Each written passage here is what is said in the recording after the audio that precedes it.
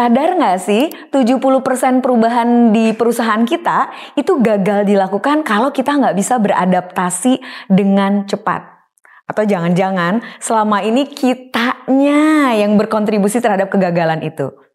Nah, bagaimana sih kita bisa beradaptasi dan bertahan di era kerja yang penuh ketidakpastian ini? Yuk kita bahas.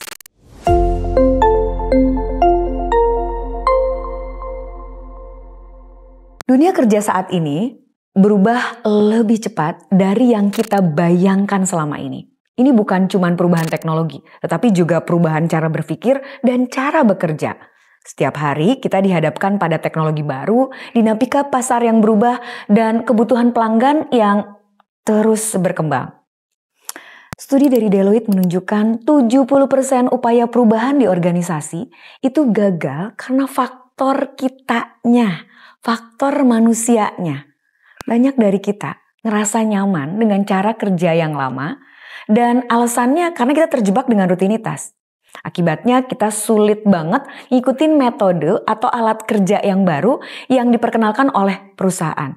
Akibatnya ketidakmampuan ini bikin kita jadi rugi secara profesional dan bahkan bisa mengancam karir profesional kita. Laporan McKinsey menunjukkan cuma 20% aja perusahaan yang bisa tuntas dalam melakukan transformasi di perusahaannya. Harvard Business Review menunjukkan 75% pelatihan manajemen gagal. Gagal meningkatkan kinerja karyawan. Kenapa? Karena karyawannya masih sulit adaptasi. Akibatnya karyawan jadi punya stres kerja tinggi, produktivitasnya kerja menurun, dan mempengaruhi moral dalam bekerja. Penelitian dari Gallup menunjukkan cuma 33% aja karyawan yang ngerasa terlibat bekerja sepenuhnya di perusahaan. Selebihnya mengalami kehilangan arah, mengalami kehilangan motivasi dalam menghadapi perubahan yang cepat di pekerjaan saat ini. So, solusinya adalah agile. Dengan melatih diri kita untuk bisa terus beradaptasi dan lebih terbuka terhadap ide-ide baru, kita bakal jadi lebih agile. Bukan hanya meningkatkan kemampuan kita, tapi agile juga bikin kita jadi ketemu terus cara-cara baru dalam menyelesaikan masalah.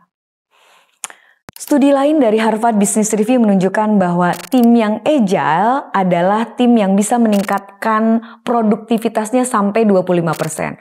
Karenanya 90% pemimpin percaya agility adalah kunci penting meningkatkan keberhasilan saat ini. Dengan menjadi lebih agile, kita jadi lebih cepat menghadapi perubahan. Bukan cuman bisa bertahan, tapi bikin kita terus berkembang.